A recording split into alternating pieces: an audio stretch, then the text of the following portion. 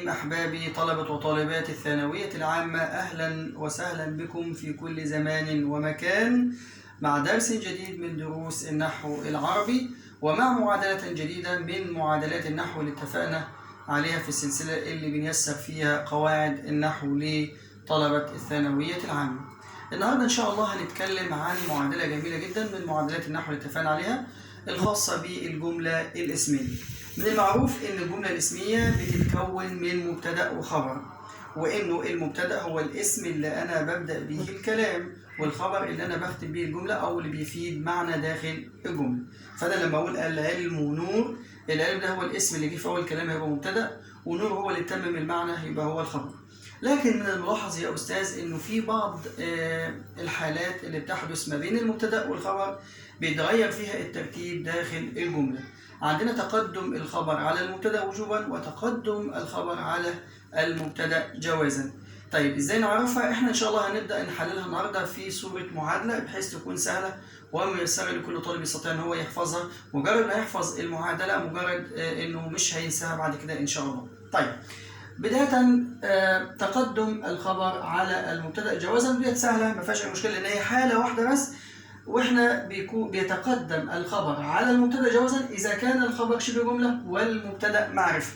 يعني لو الجملة بدأت بشبه جملة، بدأت بجر ومجرور أو بظرف وبعدها كلمة فيها ألف لام معرفة، يعني في الحالة دي بنقول إن والله تقدم الخبر على المبتدأ في هذه الحالة جوازا. ففي التأدي جر مجرور متعلق بخبر مقدم، والسلامة مبتدأ مؤخر، وهنا تقدم الخبر على المبتدأ جوازا. ليه السبب؟ ايه السبب يا استاذ؟ لان هنا الخبر شبه جمله والمبتدأ معرفه.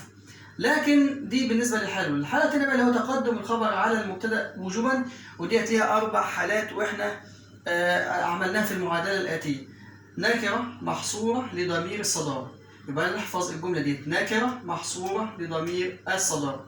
لو انا حفظت الجمله ديت يا استاذ هقدر ان انا بعد كده في الامتحان اكون انا عارف متى يتقدم الخبر على المبتدأ وجوبا من غير ما يبذل فيها مجهود. طيب يعني نكره يا استاذ؟ يعني ان يكون الخبر شبه جمله وان يكون المبتدأ نكره، عكس الجمله اللي فوق. فانا لما اقول في مصر رجال، في مصر ده شبه جمله خبر مقدم ورجال مبتدأ مؤخر.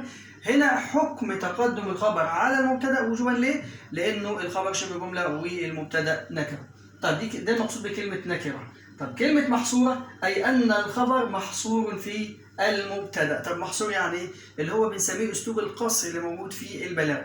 فأنا لما أقول ما في مصر إلا رجال، ما اللي هي النافية مع إلا الاستثنائية. طيب اللي جه بعد ما اللي هو في مصر شبه جملة يبقى ده خبر، تمام؟ واللي جه بعد إلا الاستثنائية رجال اللي هو المبتدأ. فهنا تقدم الخبر على المبتدأ وجوبا. ليه يا أستاذ؟ هنقول لأنه الخبر محصور في المبتدأ. طب ممكن بقى أنا عندي النفي مع الاستثناء، او ممكن انما. يعني لما اقول انما في مصر رجال هي نفس القاعده اللي هو ان يكون الخبر محصورا في المبتدا. الحاله الثالثه اللي هي لضمير. ايه ضمير؟ قال لي والله انه يكون الخبر يتقدم وبعدين يجي بعده المبتدا، بس المبتدا فيه ضمير بيعود على بعض الخبر. فانا لما اقول للعلم اسلوبه، هنا العلم جار ومجرور خبر مقدم. طب اسلوبه دي اسلوب فيها الهاء، الضمير ده بيعود على مين؟ بيعود على بعض الخبر، يعني الاسلوب جزء من اجزاء العلم.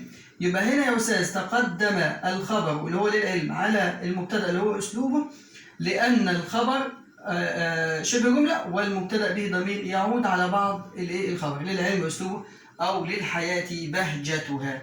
فانا لو قال لي سبب هنقول لان الخبر شبه جمله والمبتدا اشتمل على ضمير اللي هو الهاء بيعود على بعض الخبر. طيب الحالة الرابعة اللي هو الصدارة. ايه الصدارة يا استاذ؟ ان يكون الخبر من الاسماء التي لها الصدارة. يعني لها صدارة يعني بتيجي متصدرة في الجملة، وغالبا بتكون اسماء الاستفهام. مثال لما اقول متى السفر، انا لما مثلا اقول متى السفر هيقول لي السفر غدا مثلا. طيب كلمة غدا دي اللي هي ظرف الزمان ديت جاية مكان مين؟ مكان متى، تمام؟ طب هنا لما انا اعرف السفر ده مبتدا وغدا ديت هتبقى الخبر، تمام؟ غدا دي اللي هي بحالة مكانها متى، يبقى متى هي الخبر. فهنا ليه الخبر ده جه قبل المبتدا ده؟ هنقول له لان الخبر ده بيدل على اسم الصدارة اللي هو اسم الاستفهام ده اللي هو له الصدارة في الجملة، يعني يجي في الأول. فتقدم الخبر على المبتدأ وجوبا لأن الخبر من الأسماء التي لها صدارة. كذلك لما أقول أين الطالب، الإجابة الطالب في المدرسة. في المدرسة ده خبر شبه جملة، تمام. طب إيه اللي حل مكانه اللي هي أين، اللي هي اسم الاستفهام. فهنا يبقى اسم الاستفهام ده الخبر، تمام كده. يبقى ده خبر يا أستاذ تقدم ليه؟ هنقول برضه لأنه من الأسماء التي لها الصدارة. ده القوانين أو المعادلات الخاصة بالتقدم الخبر على المبتدأ وجوبا وجوازا. النقطة الثانية يا أستاذ من ضمن حالات المبتدأ والخبر أيضا اللي هو حذف المبتدأ وجوبا وحذف الخبر وجوبا. حذف المبتدأ وجوبا وحذف الخبر وجوبا.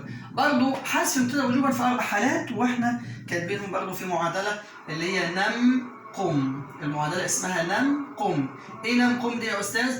نم النون اللي هو النعت، احفظ معايا النون نعت، والميم يا أستاذ اللي هو المخصوص بالمدح أو الذم، القاف اللي هو القسم، الميم اللي هو المصدر اللي بيأتي في أول الجملة دالا على الفعل بتاعه. بمعنى إيه الكلام ده؟ تعالوا معايا ونبص في التحليل. النون قلنا النعت. إيه النعت؟ قال لي والله النعت المقطوع للخبر. بمعنى لما أقول مررت بمحمد الكريم، المفترض إن محمد ده طبعا ده اسم مجرور، ده علم. طب والكريم ده برضه معرفة، يبقى إذا المفروض ده يكون نعت. طب لو ده اسم مجرور يبقى ده نعت مجرور، المفروض اقول محمد الكريمي. لا انا تفاجأت بقى يا استاذ ان هو راح قايل لي محمد الكريم، فهنا قطع النعت عن المنعوت واصبح مرفوع، فنقول ده خبر لمبتدأ محذوف تقديره هو. يعني بمررت بمحمد هو الكريم، فالكريم دي تبقى تبقى خبر لمبتدأ محذوف. ده المقصود بالنون النعت المقطوع يا استاذ للاخبار. طيب الميم قلنا المخصوص بالمدح والذم. من المعروف ان المخصوص بالمدح والذم ده ليه اعرابين، اما انه يعرب مبتدا مؤخر او انه يعرب خبر لمبتدا محذوف. احنا هنا في الحاله دي هنعتبره ان هو خبر والمبتدا بتاعه محذوف تقديره هو او هي على حسب سياق الكلام. فلما اقول نعمل الخلق الصدق، فالصدق هنا خبر لمبتدا محذوف تقدير الكلام هو هو الصدق. طيب دي الحالة الثانية. الحالة الثالثة قال لي والله القسم. يعني القسم قال لي لما يكون الخبر صريح في القسم، يعني الخبر وقع قسم. لما أقول في ذمتي لأفعلن الخير، في ذمتي تقديري كان في ذمتي قسم، في ذمتي قسم أو في ذمتي يمين. ففي ذمتي ده جار ومجرور يبقى خبر مقدم والمبتدأ بتاعه محذوف يا أستاذ وجوبا تقديره يمين أو قسم. الحالة الرابعة والأخيرة اللي هو الميم. يعني الميم ده قلنا اللي هو المصدر. لما تبدأ الجملة بمصدر يا أستاذ خلاص، والمصدر ده بيؤدي دور الفعل بتاعه. أنا لما أقول صبر جميل تقدير الكلام صبري صبر جميل. لما أقول قول معروف أصلها قول معروف، فكلمة صبر دي خبر لمبتدأ محذوف تقدير الكلام صبري صبر جميل. يبقى صبر خبر لمبتدأ محذوف وجوبا، يبقى ده حذف المبتدأ وجوبا. الحالة اللي بعد كده الرابعة يا أستاذ اللي هو حذف الخبر وجوبا، عكس بقى اللي فوق. متى يحذف الخبر وجوبا؟ احفظ معايا برضو الجملة ديت، وديت برضو من ضمن المعادلات اللي احنا اتفقنا عليها. نقول لولا القسم والمصاحبة ما حذف الخبر وجوبا. لولا القسم والمصاحبة ما حذف الخبر وجوبا. يعني ايه الكلام ده؟ تعالى ما نحلل مع بعض.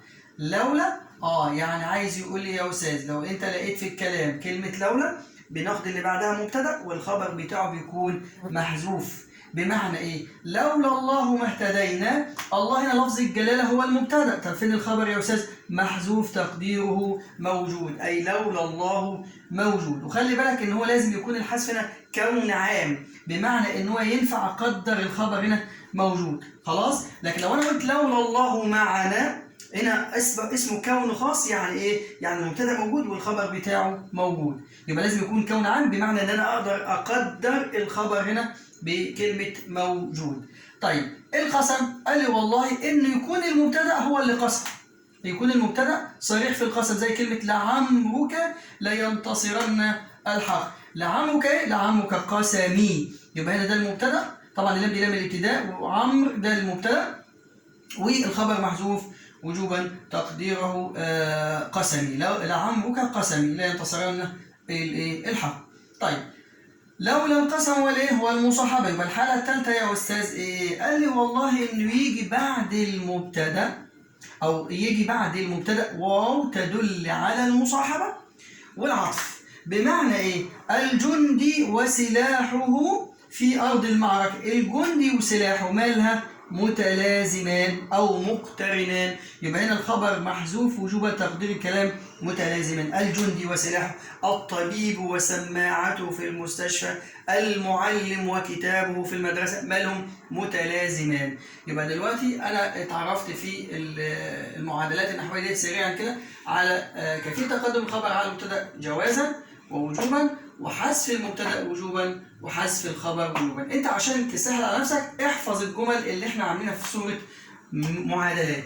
او النكره محصوره لضمير الصداره، فانا عارف يعني ايه نكره، يعني ايه محصوره، يعني ايه ضمير، يعني ايه صداره. هنا يا استاذ حذف المبتدا وجوبا، احفظ نام قم. النون يبقى نعت مقطوع، الميم زي ما قلنا مخصوص بالمد، والقاف القسم، والميم اللي هو المصدر. طيب حذف الخبر وجوبا، لولا القسم والمصاحبة ما حذف الخبر وجوبا. يبقى أنا عندي لولا وعندي القسم وعندي المصاحبة. كده نكون خلصنا معاكم الحصة ديت. على أمل باللقاء قريبا إن شاء الله، والسلام عليكم ورحمة الله وبركاته.